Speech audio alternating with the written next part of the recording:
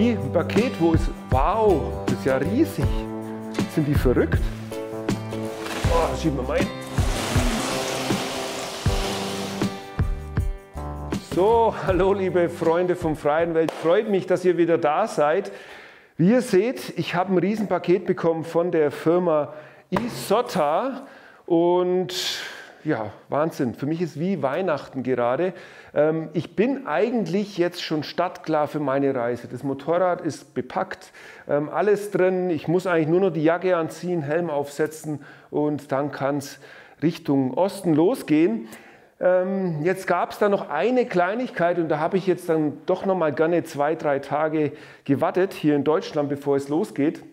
Und zwar, wer mein Video gesehen hat zum Test von den Motorradhelmen, dann habt ihr ja mitbekommen, dass ich so bei meiner Größe 1,85 m eben immer dieses Problem habe mit diesen Windverwirbelungen am Motorrad. Jetzt war das Problem oder ist derzeit tatsächlich immer noch das Problem, dass für das neue Modell der Tenere 2025 eben noch keine wirklich guten Scheiben zur Verfügung stehen. Ja, jetzt kam es dann so, ich habe dieses Video veröffentlicht, der liebe Thomas hat kommentiert, Mensch, da gibt es die Firma Isotta in Italien und die hätten wohl schon solche Windschilder im Angebot. Ja, dann habe ich da natürlich gleich geguckt, hätte das sofort gekauft, habe dann festgestellt, ja, es gibt die wohl, sind aber erst Mitte, Ende August lieferbar. Ja, so lange wollte ich natürlich nicht warten, bei mir soll es ja jetzt schnell losgehen und dann bin ich kurzerhand hergegangen, habe die Firma Isotta angeschrieben, habe denen von meinem Projekt erzählt und tatsächlich, die haben gesagt, okay, kein Problem, wir schicken dir die Prototypen von diesen Windschildern zu. Ja, und jetzt bin ich eben, gerade kam das Paket, bin hier in die Garage gelaufen, habe gedacht, ja Wahnsinn, das ist ja eine riesen Schachtel und ich habe gesagt, wir packen das jetzt aus, ich habe schon mal reingespitzelt, um ehrlich zu sein und ich bin total baff, was mir die alles geschickt haben. Und zwar haben mir die geschickt, nicht nur ein Windschild, nicht nur 2, nicht nur 3, nein, tatsächlich sozusagen die komplette Serie. Und ich kann mir jetzt, oder mal wieder zu, und ich habe jetzt wirklich das Luxusprivileg sozusagen, dass ich alle 4 von diesen Windschildern Probe fahren kann. Und das mache ich natürlich sehr gerne und da nehme ich euch natürlich mit. Ja, gucken wir mal ganz kurz noch, was haben wir da? Wir haben zweimal Touring-Windschilder, das müssen die höheren sein, und zweimal ein Rallye-Windschild und dann beide, glaube ich, wenn ich es richtig gesehen habe, mit Scheinwerferschutz oder ohne Scheinwerferschutz. Also hätte ich es jetzt einfach bestellt, ich hätte mir, ist das gerade das? Ich hätte mir einfach das Touring-Windschild bestellt, in hoch, in klar und das wäre es wahrscheinlich für mich gewesen. Aber jetzt habe ich die Auswahl, wow, kann ich rumexperimentieren und ja, ich baue die jetzt hin und dann fahren wir die alle, hätte ich gesagt. Und hoffentlich finde ich endlich mal was für meine Lauscher. Gut, also das ist das aktuelle Windschild und ich habe das jetzt mit diesem Puig-Spoiler gefahren und das war eigentlich okay, aber wie gesagt, ich würde es mir ein bisschen besser wünschen.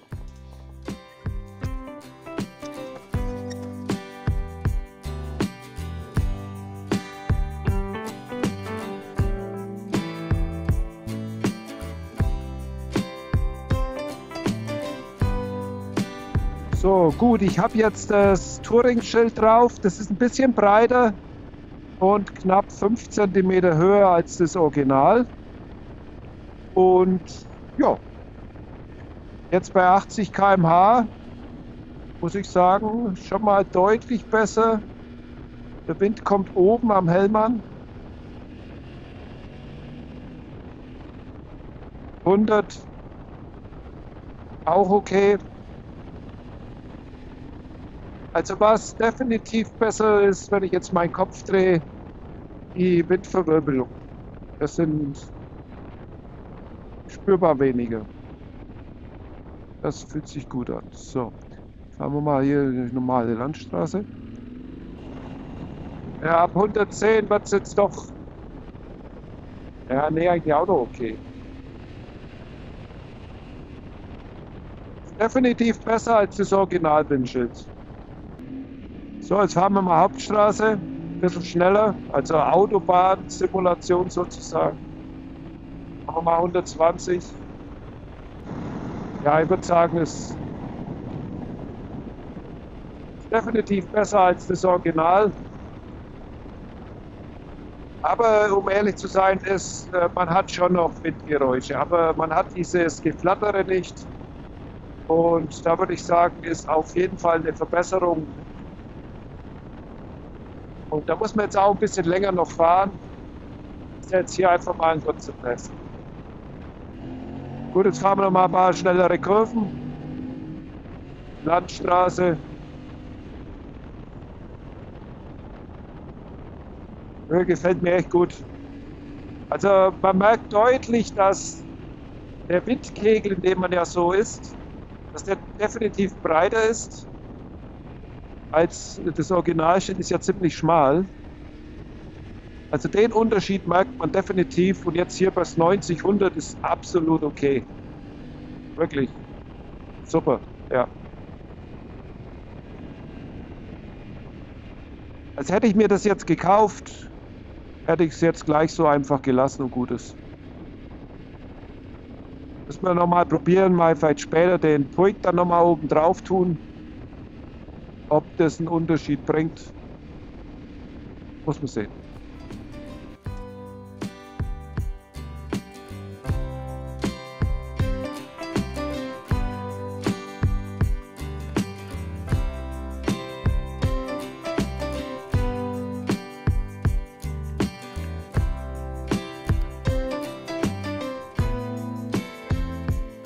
Die Nummer 2 im Bunde ist jetzt das Touring-Schild mit dem Scheinwerferschutz in Rauchgrau. Finde ich, sieht super cool aus. Um ehrlich zu sein, bin ich mir da jetzt nicht sicher, wie es da ausschaut mit Straßenverkehrsordnung und so, weil dieses Rauchgrau ja ein bisschen den Scheinwerfer abdunkelt. Wo ich jetzt hinfahre, wäre es mir tatsächlich egal.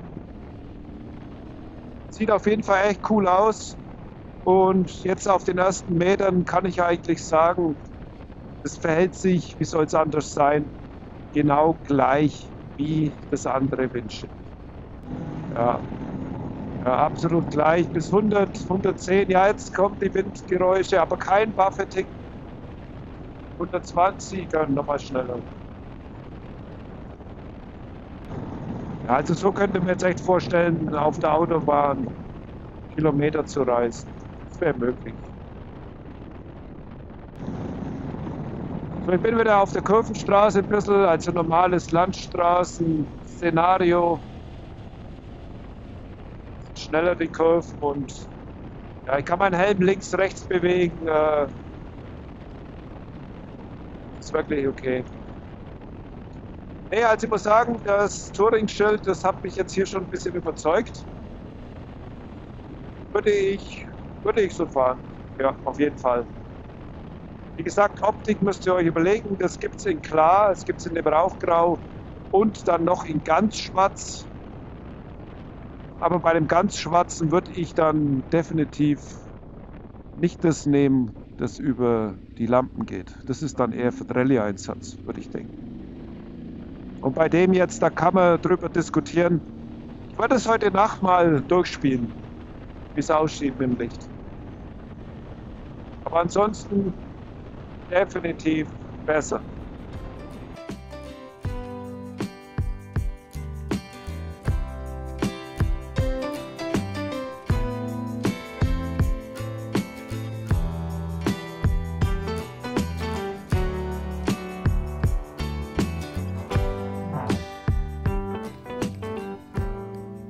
Jetzt habe ich die Rallye-Version drauf in Rauchgrau ohne Schutz vom Headlight.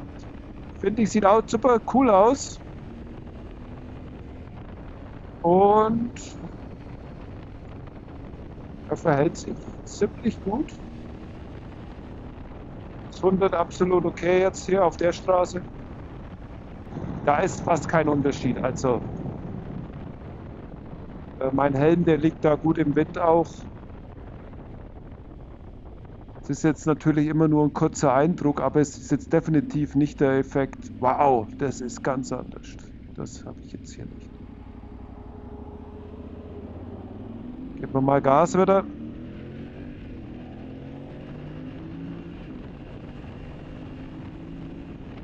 Ah ja, na doch.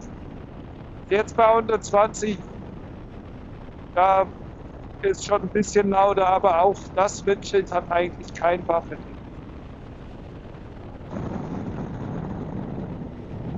Also wäre zum Aushalten definitiv. Ja, aber der Wind kommt schon ein bisschen anders an Helm an. Also der Unterschied ist spürbar, aber jetzt, ich würde sagen, nicht schlimm, ist auch besser als das Original-Windschild, würde ich sagen. So, jetzt bin ich nochmal ein paar Minuten gefahren und ich glaube, bei dem Windschild ist es jetzt wirklich das körpergrößenabhängig.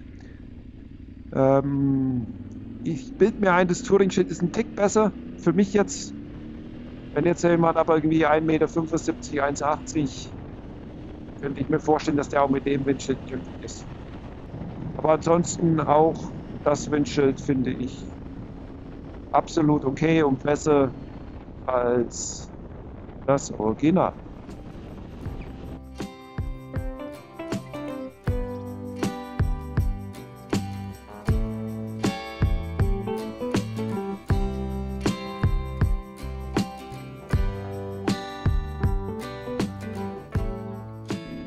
Das letzte Windschild, das Touring in klar mit Scheinwerferschutz. Ja, das ist das gleiche wie mit dem anderen. Wie soll es auch anders sein? Also ob Scheinwerferschutz oder nicht, macht irgendwie keinen Unterschied, finde ich. Auch das Windschild finde ich jetzt, ja, wie gesagt, hier mit 90, 100 völlig okay. Also bis 100 würde ich sagen, verhalten sich das Touring und Rallye fast gleich. Also es kommt ja auch immer auf den Wind an, am Tag, Seitenwind und so Sachen. Also heute haben wir einen ziemlich windruhigen Tage, seien die optimal zum Testen von diesem Windschild. Ja, aber auch deutlich ist es wirklich ab 100, 110, 120 merkt man schon, dass das Windschild, das fehlt da einfach so ein bisschen die Höhe. Also Resümee verhält sich genau gleich wie das Graue. Für kleinere Menschen wahrscheinlich völlig okay. Ja, jetzt nochmal Kurvenstraße. Dann ja das, was man ja will, so ein bisschen cruisen. So, ich bin jetzt wieder ein bisschen gefahren. Viertelstunde. Ist immer die gleiche Strecke. Und ja, kannst nochmal zusammenfassen, verhält sich genau gleich, ist ein bisschen lauter ab 100 für ja, größere Menschen, so wie mich. Aber ansonsten finde ich es eigentlich auch super in Ordnung. So, ich bin wieder da. Ich habe jetzt knapp über 3 Stunden gebraucht, eigentlich den ganzen Vormittag, um die Windschilder hier zu testen. Bin auch noch ein bisschen gefahren ohne Kamera, ein bisschen schneller auch, muss ich sagen, um es auch wirklich gut zu testen. Und für mich ist jetzt das Resultat, alle 4 sind definitiv besser als das Original-Windschild. Es kommt, glaube ich, einfach durch die Breite, die sind alle ein bisschen breiter und dieser ganze Raum, also der Luftraum nach links und rechts ist einfach deutlich besser. Das spürt man auf jeden Fall. Und dann ist es jetzt für mich, was ich festgestellt habe, es gibt ja die Rallye-Version und eben die höhere, die Touring-Scheibe. Ich glaube, die Touring ist 5 cm höher als der Original und die Rallye 3 cm. Die Touring, die ist auch von der Bauform, die macht hier diesen Bogen nach vorne ein bisschen mehr, finde ich, als die Rallye-Version. Und für mich war es jetzt so, also es hat sich doch herausgestellt, so ab 80 km/h, 100 km/h ist das Touring, da wird es dann definitiv besser. Und bei Geschwindigkeiten wie Autobahn jetzt 120, war es definitiv so, dass man den Unterschied hören konnte, dass für mich das Touring besser ist als das Rallye. Das ist ja eine sehr individuelle Sache, es kommt darauf an, wie groß man ist, wie ist der Tag, hat es viel Wind, hat es Seitenwind, dann ist auch alles immer schwieriger. Aber grundsätzlich ist definitiv der Schutz besser mit dem Touring-Schild und ist tatsächlich so gut wie, ihr seht ja da ganz links, das Originalschild mit diesem Puig-Spoiler.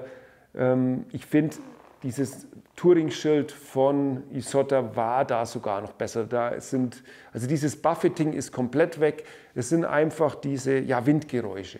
Und wie gesagt, das muss jeder für sich selber rausfinden. Von der Verarbeitung her finde ich die super. Ich meine, dieses Transparent ist wirklich transparent. Also wenn die hier am Boden stehen, dann sieht man das ja gar nicht. Ich finde richtig toll das Rauchgrau, muss ich sagen. Da stellt sich mir nur die Frage, wie das ist bei dem Schild, wenn es wirklich über die Lampe geht.